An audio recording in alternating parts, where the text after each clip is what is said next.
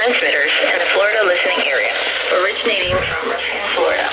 This is also a test of the same system or specific area message encoder. The same system will alert only the county or counties affected by a particular warning. These tests are conducted each Wednesday between 11 and noon, and again between 6 p.m. and 8 p.m.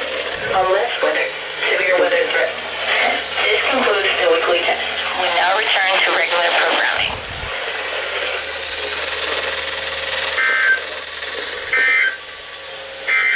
Tide forecast. At St. Petersburg, high tide wind 26 p.m. 22 for the double, low tide 83. Listening area for the following countdown.